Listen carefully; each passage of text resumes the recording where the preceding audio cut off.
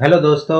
आज हम should have plus part participle मतलब क्रियापद का तीसरा रूप, इसका सेंटेंस स्ट्रक्चर कैसा होता है वो सीखेंगे और उसका इस्तेमाल किस जगह होता है वो सीखेंगे। उसका एक्टिव वॉइस कैसा होता है, उसका पैसिव वॉइस कैसा है होता है वो सीखेंगे। तो चलते हैं अपने पहले स्लाइड पर।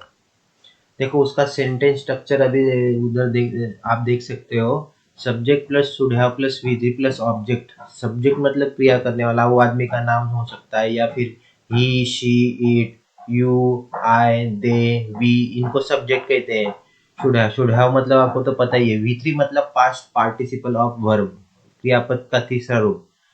प्लस ऑब्जेक्ट, ऑब्जेक्ट मतलब जिस पर क्रिया लागू होती है या जिस पर क्रिया होती है उसको ऑब्जेक्ट कहते हैं।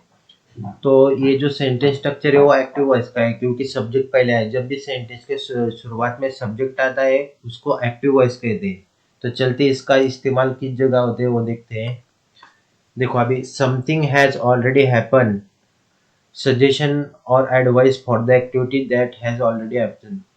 भूतकाल में हो चुकी हुई घटनाओं के बारे में सलाह या सुझाव देने के लिए इस्तेमाल होता है। मतलब भूतकाल में कुछ हो गया हो तो उसके बारे में कोई सुझाव दे सकता है या फिर सलाह दे सकता है। तो देखो अपना सेंटेंस, हिंदी वाक्य का सेंटेंस जो रहेगा उसके आखिरी में चाहिए था, चाहिए थी या चाहिए थे, ऐसे शब्द आएंगे। तो चलते हैं अपने पहले एग्जाम्पल की तरफ। मुझे रमेश से ज्यादा मेहनत करनी चाहिए थी। देखो अभी घटना हो चुकी है मगर मुझे रमेश से ज्यादा मेहनत करनी चाहिए थी। इसका मतलब ये कि मैंने रमेश से कम मेहनत की थी। अभी क्या था, रमेश स्कूल में जीत गया। देखो Ramesh won the race in school. तो उसका कन्वर्जन कैसा होगा इंग्लिश में, देखो I should have work harder than Ramesh. देखो मतलब मैं अभी आई इस्तेमाल किया है, रमेश से ज्यादा मेहनत करनी चाहिए। शुड हैव वर्क, वर्क मतलब क्रियापद का तीसरा रूप लिया है। आई should have work harder than Ramesh, मुझे रमेश से ज्यादा मेहनत करनी चाहिए थी। I should have work harder than Ramesh. तो चलते हैं नेक्स्ट एग्जांपल की तरफ। राजेश ने वो ऑफर स्वीकार कर लेनी चाहिए थी। Rajesh should have accepted that offer, now he will regret. मतलब राजेश ने वो ऑफर स्वीकार नहीं की है, करनी चाहिए थी। Rajesh should have accepted that offer, now he will regret. Raju ने दवाई वक्त पर लेनी चाहिए थी। You should have taken medicine on time.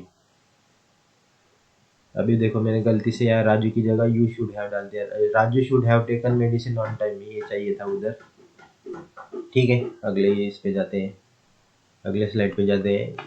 हाँ देखो सेंटेंस स्ट्रक्चर सेम है मगर यहाँ पे एक्स्ट्रा में बाय नाउ डाल दिया है। देखो subject plus should have plus V plus object, star mark करके बाय नाउ डाल दिया। ये भी एक्टिव वॉइस है क्योंकि सब्जेक्ट पहले आ चुका है।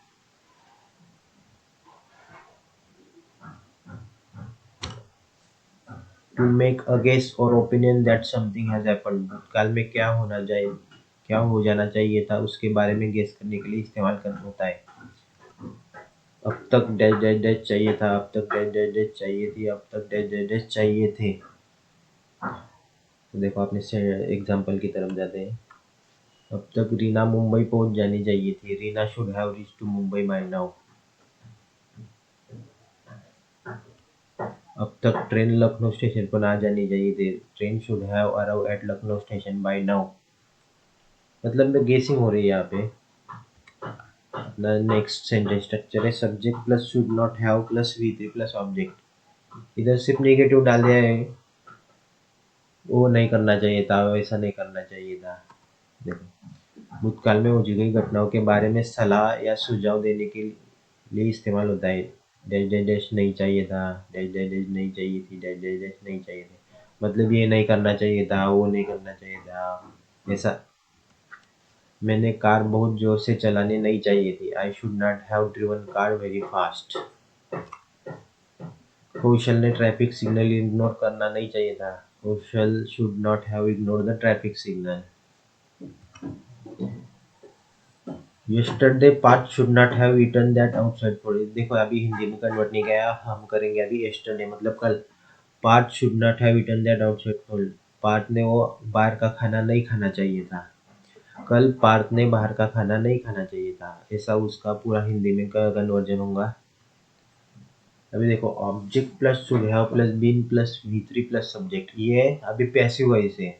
हमने जो पहले 3 स्लाइड देखे ना, वो सभी एक्टिव वॉइस में थे। ये हमारी सबसे पहली स्लाइड है, ये भी एक्टिव वॉइस की है। ये दूसरी स्लाइड, ये भी एक्टिव वॉइस की है। ये शुड नॉट हैव, ये नेगेटिव है मगर ये भी एक्टिव वॉइस ही है।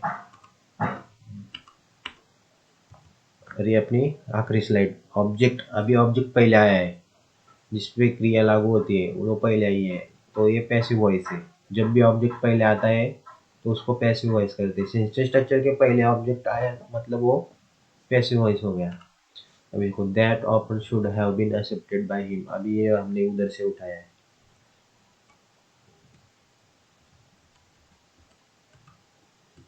ये देखो अपने पहले स्लाइड पे, ये Rajesh should have accepted offer, 2 number का एग्जांपल दिया है ना उसमें, Rajesh should have accepted that offer should have been accepted by Rajesh, हमने राजेश नहीं डाला है, बाय हिम डाल दिया उधर आखिरी स्लाइड पे। मतलब ऑब्जेक्ट पहले आ रहा है, देखो दैट ऑफर, ऑब्जेक्ट पहले आया है, should have been accepted by him, हम राजेश भी डाल सकते थे। Medicine should have been taken on time by you, देखो राजू का एग्जांपल था ना, राजू, मैंने यहाँ पे यू डाला है। तो मतलब जो सब्जेक्ट है आखिरी में आ गया, by him, by you. Passive voice का इस्तेमाल हम जब करते हैं जब सब्जेक्ट का बहुत इंपॉर्टेंट हो या फिर सब्जेक्ट का इंपॉर्टेंट ही ना हो, तब पैसिव वॉइस का इस्तेमाल होता है। Car should not have been driven very fast by me, देखो ये भी सब्जेक्ट आखिरी में आया बाय मी, और कार पहले आई है, ऑब्जेक्ट पहले आया है। और अपने सेंटेंस में देखो, should have been, should have been, should not have been, ये नेगेटिव है, car should not have been driven very fast by me. तो आज की इस वीडियो के लिए इतना ही। अगले वीडियो में हम वुड हैव प्लस पार्टिसिपल के बारे में सीखेंगे। ठीक है फिर।